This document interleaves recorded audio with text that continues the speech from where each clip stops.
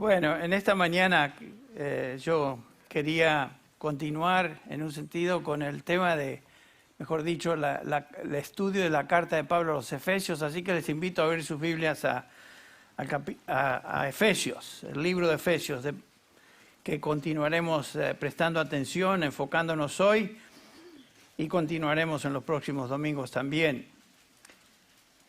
Varios meses han transcurrido desde que estudiamos esta epístola, así que vamos a hacer un repaso resumido de lo que hemos visto hasta hoy para introducirnos una vez más al tema general.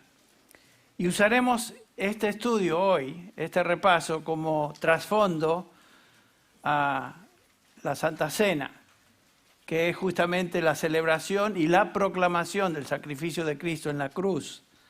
Esta salvación tan grande de la cual habla el apóstol Pablo en una forma increíble aquí en Efesios. Y quisiera también repasar este material para bien de aquellos que son nuevos en nuestra congregación. Ustedes recuerdan, la semana pasada pedí que levantaran la mano los que habían llegado a nuestra iglesia en el último año en particular. Y casi 40% más de la congregación levantó la mano. Así que tenemos dos congregaciones. Tenemos una pre-COVID y tenemos una congregación post-COVID.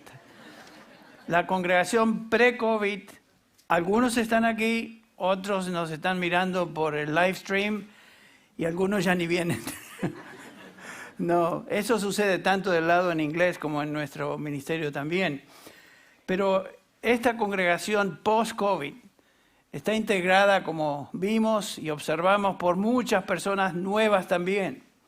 Gente que ha venido de otras iglesias, que el Señor ha traído a este lugar y se están identificando con nuestra congregación. Es importante que ellos en particular y todos saquemos provecho de este repaso, de esta preciosa epístola de Pablo a los Efesios.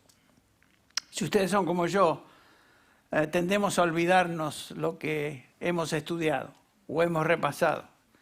Yo, gracias y me acuerdo lo que dije ayer, menos lo que dije hace unas 2 o 3 semanas atrás.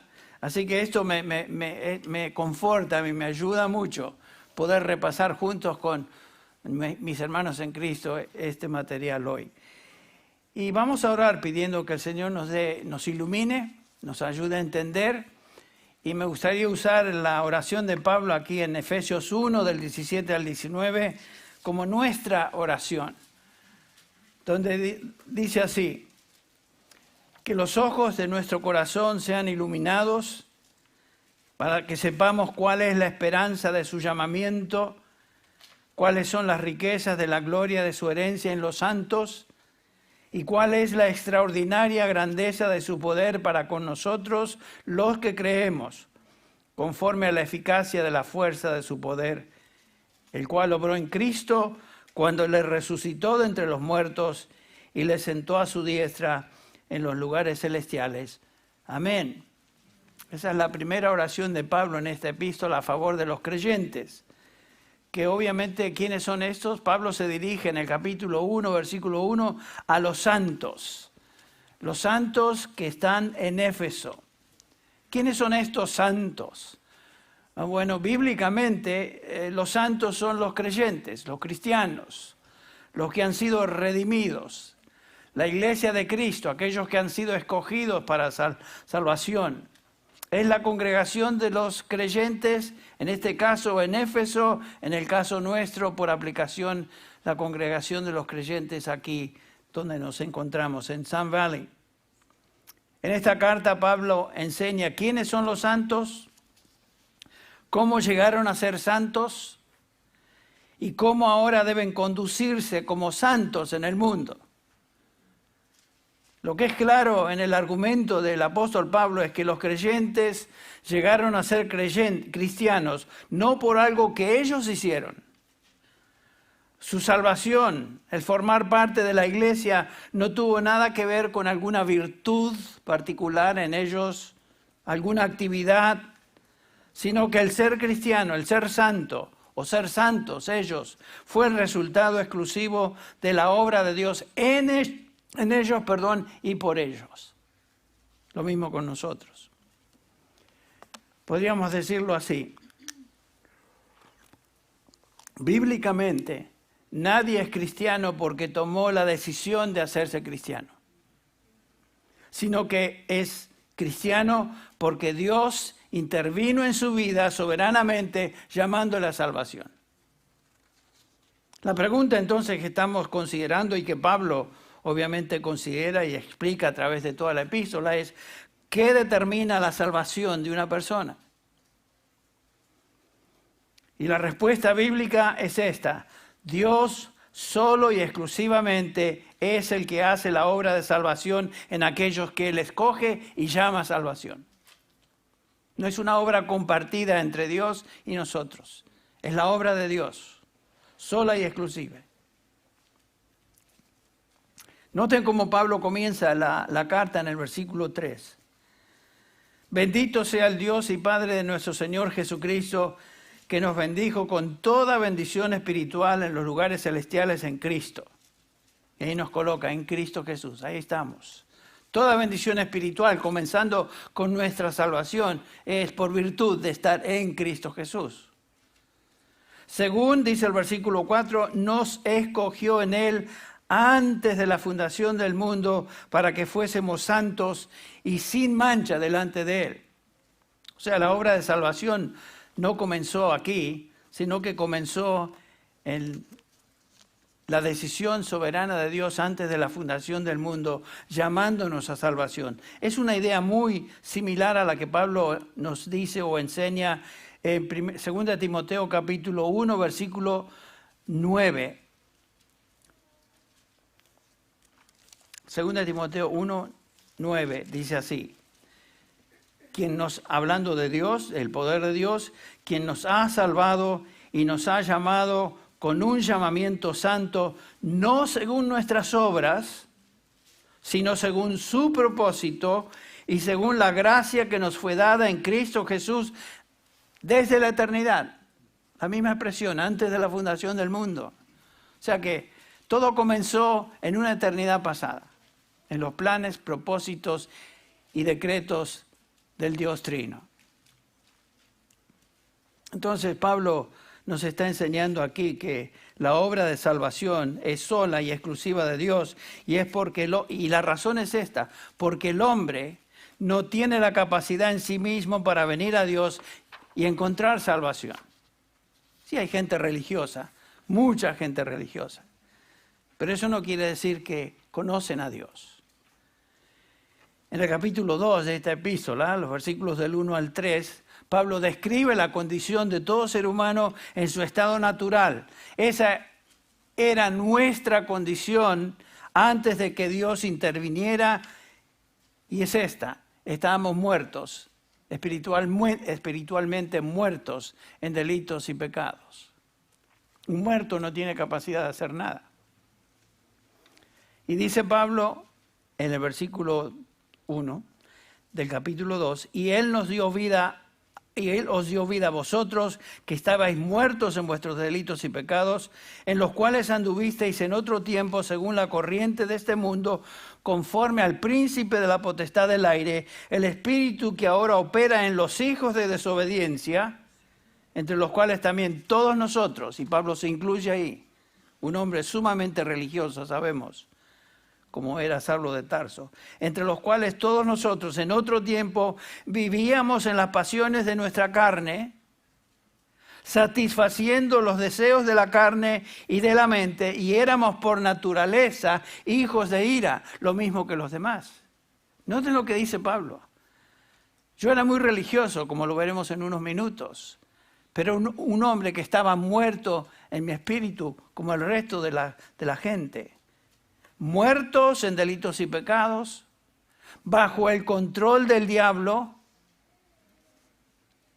hijos del diablo, así nos describe el Señor Jesucristo en Juan 8:44, y por supuesto, como si eso fuera poco, muertos en pecado, bajo la ira, el control del diablo, y ahora bajo la ira de Dios. Y ahí nos encontramos. Esta es la trágica condición de todo ser humano que nace en este mundo. Nace absolutamente incapaz de responder espiritualmente porque está muerto, espiritualmente hablando. Es un cadáver espiritual. Nace como pecador, crece y vive como pecador, y si Dios no le concede arrepentimiento y fe, si Dios no interviene en su vida, muere como pecador separado de Dios para siempre. Esa es la descripción de una persona sin que Dios intervenga en su vida. Ahora, ¿qué puede hacer un hombre para salir de esa situación tan trágica? Nada. Por sí mismo el hombre no puede hacer nada, ni tampoco quiere hacerlo, ni puede. No puede ni quiere. Fíjense lo que dice 1 Corintios 2:14, hablando del hombre natural, el hombre en su condición normal. El hombre natural no acepta las cosas del Espíritu de Dios, es incapaz de recibirlas, porque para él son necedad y no las puede entender, porque se disciernen espiritualmente. El hombre en su carne, en su estado normal, natural, no entiende las cosas del Espíritu, lo que Dios ha revelado en su palabra, porque se disciernen solamente cuando el Espíritu de Dios está en una persona. Noten lo que Pablo dice en Romanos 8:5. Porque los que viven conforme a la carne ponen la mente en las cosas de la carne. Esta es la descripción de un hombre y una mujer sin Dios antes de que Dios intervenga en él. Su mente y corazón solo funcionan en este medio ambiente que es la carne. Versículo 6. Porque la mente puesta en la carne, dice Pablo, es muerte. Ya que la mente puesta en la carne es enemiga de Dios. Porque no se sujeta a la ley de Dios, pues ni siquiera puede hacerlo. No podemos predicarle a la gente esperando que van a ser obedientes a Dios cuando no han sido transformados por el Espíritu de Dios. No pueden. Ni quieren ni pueden. Dice Pablo, ni siquiera pueden hacerlo. Y los que están en la carne no pueden agradar a Dios. No importa cuán religiosos sean. El hombre en su condición natural es enemigo de Dios. No se sujeta a la ley de Dios y lo que Dios revela en su palabra. No puede hacerlo y en su carne, que es el único medio ambiente donde él funciona, ya que su espíritu está muerto, en su carne, este hombre en su estado natural jamás podrá agradar a Dios. Un pasaje paralelo a Efesios 2, del 1 al 3, es lo que Pablo nos dice en Romanos 3, versículos 10 al 18. Este describe también, es una descripción de un hombre muerto en delitos y pecados. Noten, Romanos 3, versículo 10 dice, no hay justo ni aun uno, no hay quien entienda, no hay quien busque a Dios, todos se han desviado, a unas se hicieron inútiles, no hay quien haga lo bueno, ni siquiera uno. Sepulcro abierto es su garganta, engañan de continuo con su lengua, veneno de serpientes hay bajo sus labios, llena está su boca de maldición y amargura, y la senda de paz no han conocido. No hay temor de Dios delante de sus ojos. Fíjense si eso no describe a la gente, en general. Ese es el problema fundamental del hombre. Está espiritualmente muerto y en su carne es absolutamente insensible a Dios. Otra vez la pregunta, ¿cómo puede un hombre salir de esa condición? Bueno, él mismo no puede hacerlo. Un muerto no puede darse vida. La respuesta bíblica es, solo Dios puede hacer esto, Dios tiene que intervenir en esa vida, en ese hombre. Y claramente Pablo enseña esta verdad en esta epístola de Efesios de una manera singular. Después de habernos dado esta trágica descripción de muerte espiritual en los primeros 3 versículos del capítulo 2, en los versículos que siguen, ahora Pablo se dirige a estos santos, a los creyentes, a nosotros que conocemos a Dios. Pero Dios, dice el versículo 4, que es rico en misericordia, por causa del gran amor con que nos amó, aun cuando estábamos muertos en nuestros delitos, nos dio vida juntamente con Cristo. Por gracia habéis sido salvados. Y con Él nos resucitó y con Él nos sentó en los lugares celestiales en Cristo Jesús. Y aquí Pablo está hablando de nuestra unión con Cristo. Desde el momento de salvación, el momento que somos regenerados y transformados, somos incluidos por el bautismo del Espíritu Santo en Cristo Jesús. Con Él morimos, capítulo 6 de Romanos, con Él hemos sido sepultados, con Él hemos sido resucitados y ahora estamos con Cristo Jesús en los lugares celestiales. Pero ¿cómo llegamos a esa posición tan bendita? Dios intervino. Él nos dio vida a los que estábamos espiritualmente muertos. Y esto es lo que Dios hace en nosotros. Y Pablo dice, Dios nos dio vida, nos regeneró, nacimos de nuevo. Él nos trasladó, como dice Pablo en Colosenses 1:13, del reino de las tinieblas al reino de su amado Hijo. Todo es obra de Dios. Él intervino. Ahora, otra vez la pregunta, ¿hicimos algo nosotros en esa bendita transformación? ¿Qué vamos a hacer si estábamos muertos? Todo lo que traemos a la mesa para contribuir es pecado. ¿Qué vamos a hacer? Nada. Claramente la salvación, nos dice Pablo, fue y es por pura gracia de Dios, sin ningún mérito u obra nuestra para contribuir nada. Versículos 8 y 9 de este capítulo 2 de Efesios, porque por gracia habéis sido salvados por medio de la fe, y esto no de vosotros, sino que es don de Dios, no por obras para que nadie se gloríe, para que nadie se jacte. La conclusión es que si somos santos, si somos salvados, si somos redimidos, si somos miembros del cuerpo de Cristo, su iglesia, es porque Dios lo hizo. En el versículo 10, este capítulo 2, Pablo resume esa realidad cuando dice, porque somos hechura suya. Somos la obra maestra de Dios, creados en Cristo Jesús para buenas obras, las cuales Dios preparó de antemano para que anduviésemos en ellas. Todo en la salvación de sus santos es entonces obra de Dios. Somos hechura suya. Dios comenzó esa obra cuando nos redimió el día que nos regeneró y nos dice Filipenses 1:6 que Dios que comenzó la buena obra en nosotros la está perfeccionando y la perfeccionará hasta el día de Jesucristo. En otras palabras, cuando Jesucristo venga por los suyos o pasemos a su presencia. Esta es la razón por la cual Dios se lleva toda la gloria en la salvación. No podemos darnos ningún crédito en ser miembros del cuerpo de Cristo. Su iglesia, que está compuesta de los redimidos, tanto judíos como gentiles, Él nos escogió, dice Pablo, antes de la fundación del mundo, pero ahora nos colocó en Cristo Jesús. Cuando Él nos salvó, nos redimió, nos dio vida. Este es en resumen la enseñanza de Pablo en sus primeros 3 capítulos de la epístola. Ahora otra vez, hago la pregunta. ¿Qué es lo que te hizo cristiano? Me dirijo a ti. Aquí tenemos una linda congregación, un buen número de hermanos. La mayoría de ustedes son redimidos, me imagino. Sé. Somos hijos de Dios, somos santos.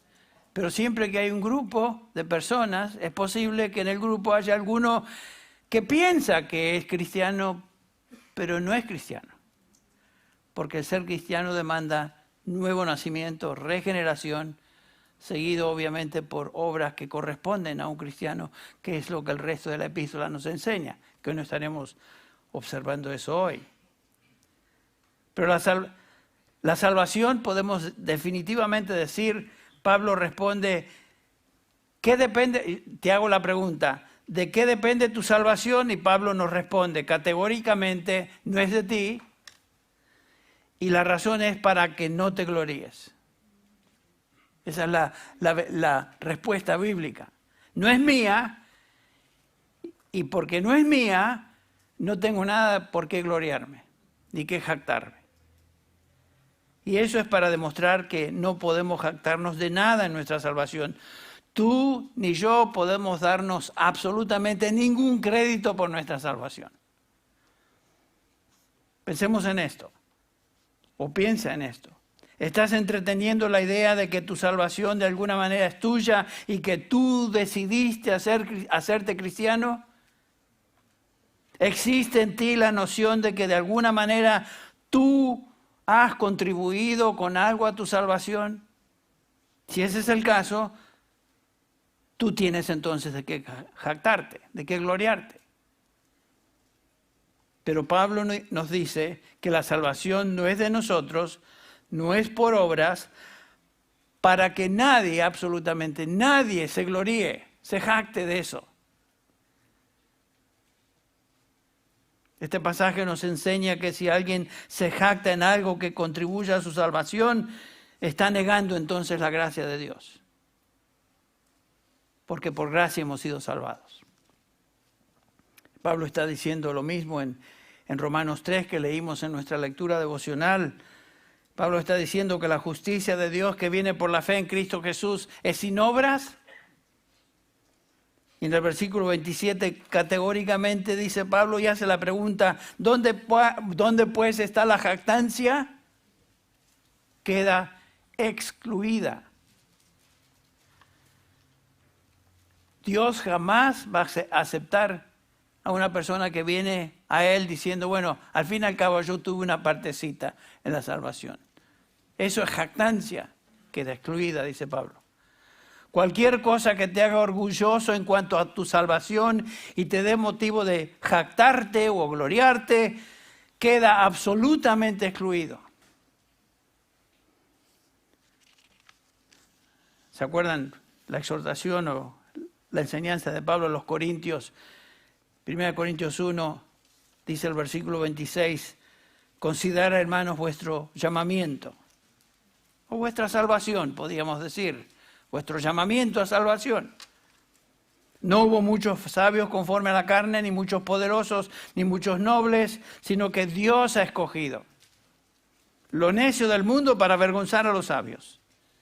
Y Dios ha escogido lo débil del mundo para avergonzar a lo que es fuerte. Y lo vil y despreciado del mundo ha escogido Dios lo que no es para anular lo que es. Ven, está hablando de la jactancia ahí. Dice el versículo 29. ¿Por qué hizo Dios todo esto?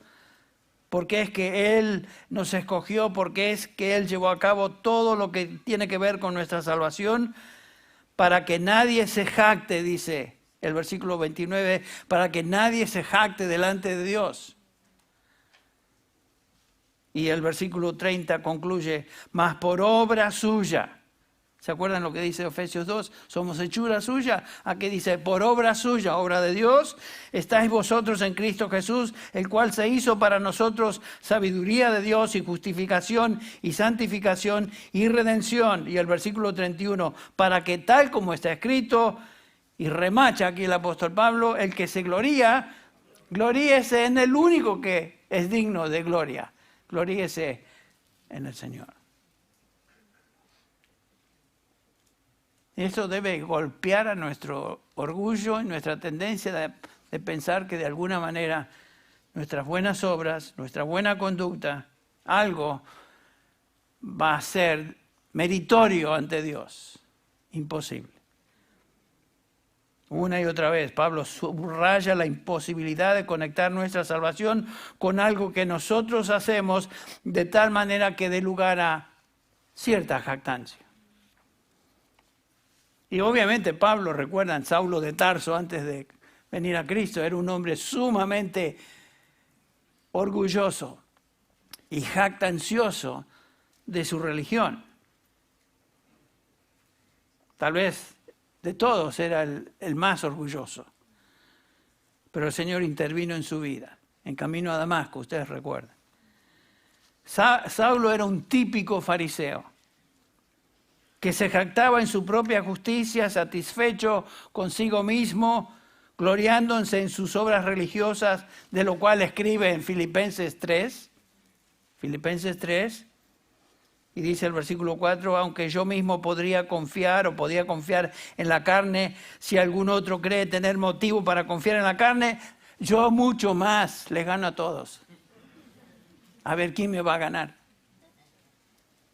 Circuncidado al 8º día, del linaje de Israel, de la tribu de Benjamín, hebreo de hebreos, en cuanto a la ley fariseo, en cuanto al celo perseguidor de la iglesia, en cuanto a la justicia de la ley, irreprensible.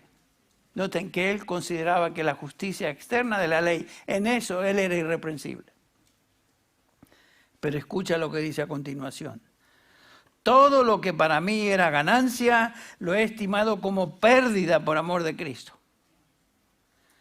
Y aún más, yo estimo como pérdida todas las cosas en vista del incomparable valor de conocer a Cristo, mi Señor, por quien lo he perdido todo y lo considero como basura. Noten, lo que antes le daba orgullo, ahora lo considera absolutamente basura. No simplemente equivocado, no simplemente con poco valor, sino basura. Corrupción, la palabra literal es estiércol.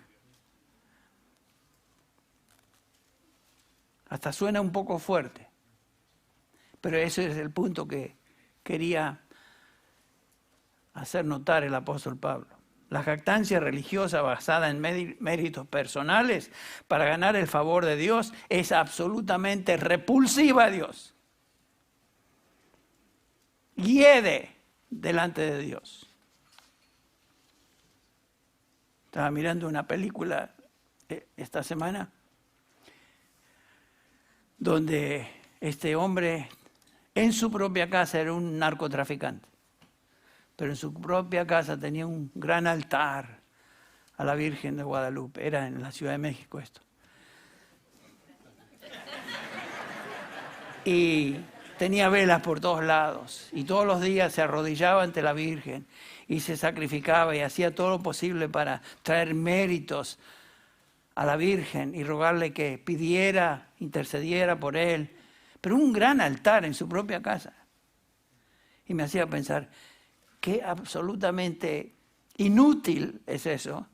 Y qué triste, qué trágico que una persona piense que haciendo tales cosas de alguna manera se va a ganar el favor de Dios. Su vida era opuesta a lo que un cristiano debe ser. Ladrón, mentiroso, asesino. Una piltrafa de ser humano. Y Pablo dice, todo lo que para mí era de algún beneficio, todo eso lo considero ahora como estiércol. Qué contraste a lo que estaba viendo en ese film, en esa película. Ahora, ¿de qué cosas podemos jactarnos? Bueno, aquí Pablo nos menciona algo, en el versículo 9 menciona lo que es más obvio, buenas obras. Las obras o actividad humana. Y Pablo dice, no por obras para que nadie se gloríe. Pablo entendía que las obras de una persona religiosa o buena le hacen pensar que estas obras le ganan cierto favor con Dios. Y Pablo dice, no por obras, porque no hay nada que nos pueda ganar el favor de Dios. Ciertamente los religiosos de ese día pensaban de esa manera, por eso tenemos la descripción de Lucas capítulo 18. Ustedes recuerdan la parábola del fariseo y el publicano, donde el fariseo hacía alarde de su vida religiosa, todas las cosas que había logrado, oraba, daba ofrendas. Era una persona que se sentía superior a los demás. Y dice él mismo, te doy gracias, Dios, que no soy como los demás hombres. Miren, estafadores, injustos, adúlteros, ni aun como este recaudador de impuestos. Noten eso, la arrogancia de este hombre. ¿Saben qué? Pablo era así. Saulo de Tarso, mejor dicho. Hasta que el Señor lo transformó en Pablo. Y noten que este fariseo hacía todas estas cosas. No es que hacía cosas malas. Sin duda era un tipo que externamente hacía buenas obras. Como mucha gente hoy. Externamente hacen buenas obras. Hay gente buena por afuera. El problema es que no hay ninguno bueno, según lo que dice el apóstol Pablo. No hay ni siquiera uno. Pero hay gente buena humanamente hablando que hacen buenas obras. Y conocemos algunos. Personas que no hacen mal a otros, que ayudan a otros, que tal vez van a la iglesia, que dan ofrendas, etc. Y se sienten cómodos consigo mismos. Hay gente así. Tú has conocido a personas de ese tipo, yo he conocido a personas de ese tipo también. Pero el Evangelio de Jesucristo hace de cada uno de nosotros pordioseros. No somos nada, no valemos nada. Nadie es bueno, no hay quien busque a Dios. Todos se han desviado. Todos han pecado y están destituidos de la gloria de Dios. Eso es lo que la palabra de Dios nos dice y declara de una manera obviamente clara. No hay diferencia entre el religioso judío, el religioso católico, el religioso musulmán, el religioso del que sea. Tanto judíos como gentiles, y ahí entran todos los que no son judíos, no importa. El más religioso y el peor de los hombres gentiles está tan destituidos de la gloria de Dios como los demás. Porque no hay justo ni aun uno. Ni aun uno. Entonces Pablo dice, miren, las obras quedan excluidas. En Romanos 3:20, Pablo dice lo siguiente, lo leímos. Porque por las obras de la ley, ningún ser humano será justificado delante de él. Las obras de la ley no fue dada para que cumplamos las obras de la ley y ser salvos, porque nadie puede cumplir la ley. Dice Romanos 10:5, porque Moisés escribe que el hombre que practica la justicia que es de la ley, vivirá por ella. ¿Tú quieres salvarte por medio de la ley? Vive y trata de obedecer todas las demandas de la ley, a ver cómo te va. El problema es que nadie puede cumplir las obras de la ley. Nadie. Es inútil. Si tú quieres justificarte delante de Dios por tus obras, está colocándote en una situación imposible y vas en camino a condenación. Eres maldito, según la descripción de Gálatas. Porque claramente Pablo dice, Gálatas 3:10, porque todos los que dependen de las obras de la ley están bajo maldición, pues escrito está, maldito todo aquel que no permaneciera en todas las cosas escritas en el libro de la ley para hacerlas. Si tú fallas en una, según dice Santiago, ya te hiciste culpable de todo. Por eso eres maldito si quieres simplemente ganar a Dios y ser salvo por las obras de la ley, porque no las puedes guardar. ¡Qué necio! Es tratar de hacernos justos, entonces, por medio de nuestras obras. ¿Piensas que tú eres cristiano por tus obras? Tal vez no estés pensando en las obras de la ley de Moisés, pero sí estás pensando en obras buenas, que contribuyen tal vez a hacerte cristiano, tales como te criaste en un ambiente donde siempre fuiste a la iglesia, cumpliste con ciertas cosas externas de la iglesia, te bautizaste, cantaste tal vez en un grupo de alabanza. Y no estoy cuestionando la salvación de ninguno de mis hermanos que son parte del grupo de alabanza. Aún los hermanos Lang, que la vez pasada les llamé Chang, no son Chang, son Lang. Pobrecitos, se reían. Estarán pensando, ni sabe pronunciar nuestro nombre. Pero es obvio que son hijos de Dios, los conocemos. Pero hay gente que piensa porque hace ciertas cosas visibles, como participar en un grupo de alabanza, dan sus ofrendas, que esas deben considerarse como buenas obras. ¿Y piensa alguno que por ellos o esas cosas se va a ganar la salvación? ¿O que tú eres cristiano? Absolutamente no. Algunos piensan que sí, tristemente.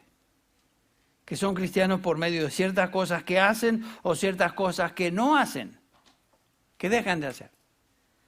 Qué tragedia pensar que uno cumple con ciertas cosas y evita otras cosas y vive una vida buena, haciendo el bien, que eso de alguna manera le va a hacer cristiano. No, no es hasta que Dios interviene. Pablo nos enseña que uno no es cristiano por sus obras, sino que sus obras demuestran que es cristiano. Versículo 10 otra vez del capítulo 2, porque somos hechura suya, creados en Cristo Jesús, para buenas obras, las cuales Dios preparó de antemano para que anduviésemos en ellas. Aún las cosas que hacemos bien en nombre del Señor y lo hacemos para servicio de Él, ni siquiera nos podemos dar crédito por eso, porque Él, Dios, las preparó de antemano para que anduviésemos en ellas. Son obras de Dios, a través de nosotros. Ahora, otra cosa que pudiera dar a alguien la idea de jactarse, es lo que acá dice el pasaje. Por gracia habéis sido salvados por medio de la fe. Algunos lo hacen y alguno puede jactarse de su fe. Y puede razonar de esta manera. Bueno, entiendo que la salvación tiene su origen en la gracia de Dios, pero yo tengo que creer para ser salvo. Claro, nadie se salva sin fe. La pregunta es, ¿cómo llegaste a creer? ¿Se te prendió la luz de repente? ¿Qué es lo que te movió a creer? Y es obvio entonces en el contexto de este pasaje que no podemos darle a la fe algo de virtud, lo cual nos llevaría a salvación, porque eso ahora se convertiría en una especie de obra. Ni siquiera podemos jactarnos de la fe, porque Pablo dice lo siguiente, otra vez, versículo 8, porque por gracia sois salvos por medio de la fe, escucha bien, y esto no de vosotros, pues es don de Dios. ¿A qué se refiere Pablo?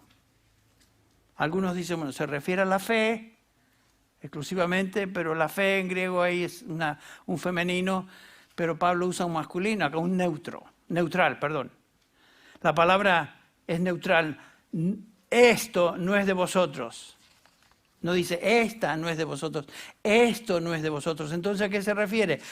Pablo está refiriéndose a la frase, porque por gracia sois salvos por medio de la fe. Por gracia sois salvos por medio de la fe. Todo en la salvación es por gracia, por medio de la fe. Todo es don de Dios. Todo. Aún el creer es don de Dios. Porque claramente Filipenses 1:29 dice, porque a vosotros se os ha concedido por amor de Cristo no solo creer en Él, se os ha concedido creer en Él, sino también sufrir por Él.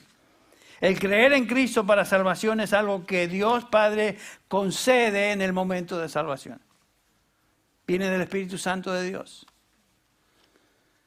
Nada es de nosotros en la salvación.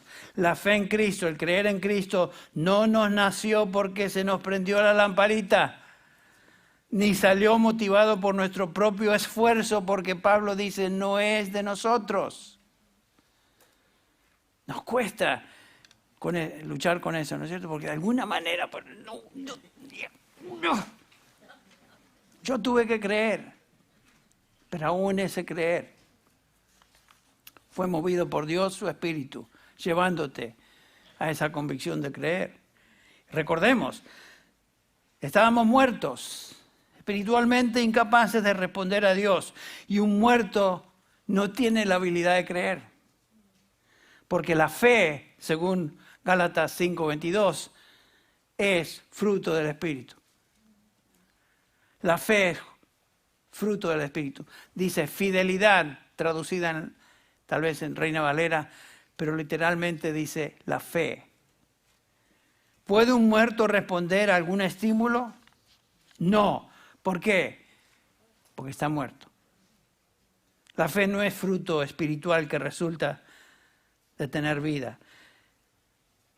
La fe es un fruto espiritual que resulta de tener vida. Entonces, lo primero que Dios hace al salvarnos, nos da vida, versículo 5 de este capítulo 2 de Efesios, aun cuando estábamos muertos en delitos y pecados, nos dio vida juntamente con Cristo, y como resultado de esa nueva vida instantánea que recibimos por el Espíritu Santo en la regeneración, ahora creemos el Evangelio. Pablo nos recuerda en 1 Corintios 2:14, lo leímos hace un rato, el hombre natural, o sea, uno que está espiritualmente muerto, no percibe las cosas que son del Espíritu de Dios, porque para él son locura y no las puede entender porque se han de discernir espiritualmente. Noten eso. Una persona sin el Espíritu de Dios no percibe las cosas del Espíritu. No percibe. Pablo nos dice que por obra suya, obra de Dios, 1 Corintios 1:29, obra de Dios, versículo 30 de 1 Corintios 1, es obra de Dios. Para que nadie se jacte delante de Dios. Entonces es por obra de Dios que estáis vosotros en Cristo Jesús, dice Pablo. En el versículo 8 de Efesios 2, regresamos ahí, Pablo está enseñando entonces que la fe no es de nosotros. Nosotros no contribuimos nada para nuestra salvación, ni siquiera en el punto vital de la fe por medio de la cual recibimos salvación.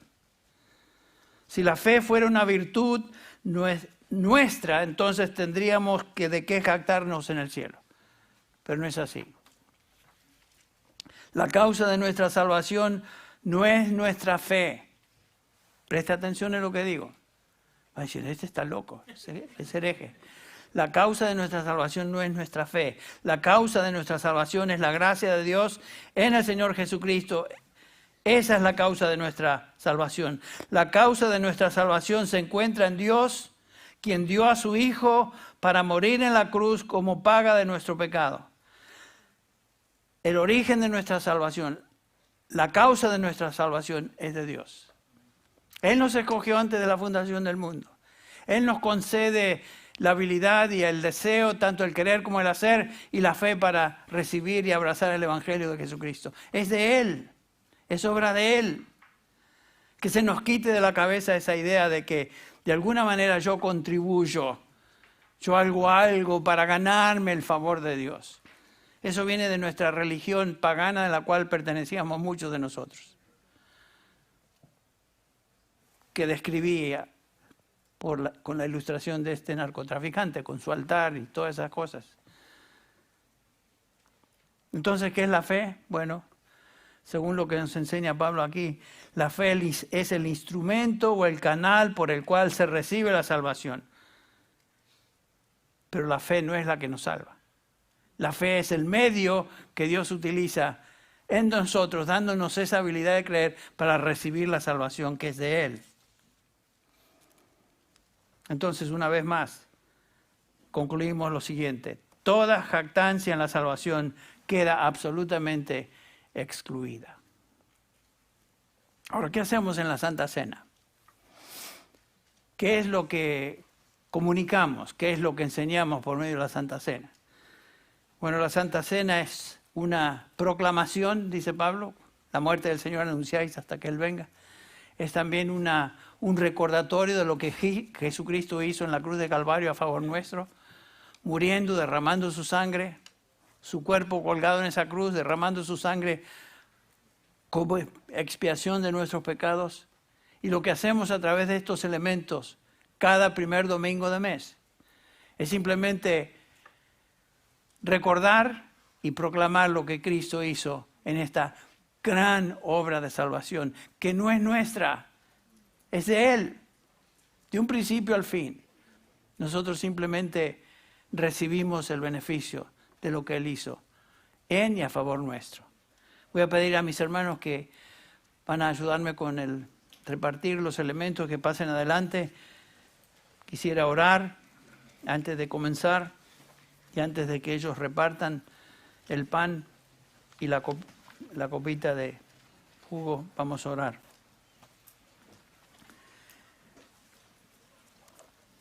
Señor, te damos gracias en esta mañana por haber sido expuestos de una manera tal vez rápida y superficial de la obra de Cristo en la cruz.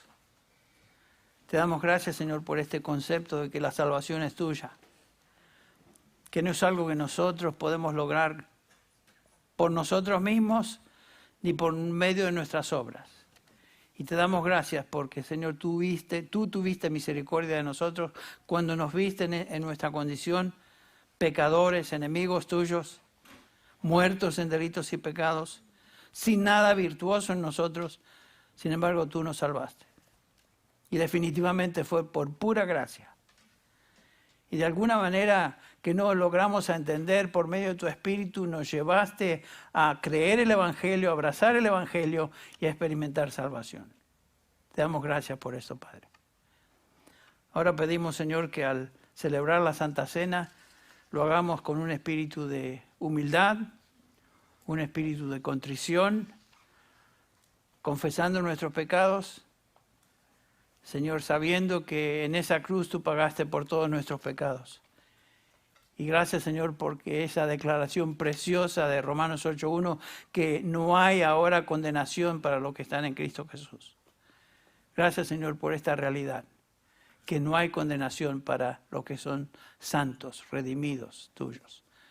Y venimos, Señor, con esa actitud, Señor, de confesión delante de ti, y lo hacemos en el nombre de Jesús. Amén.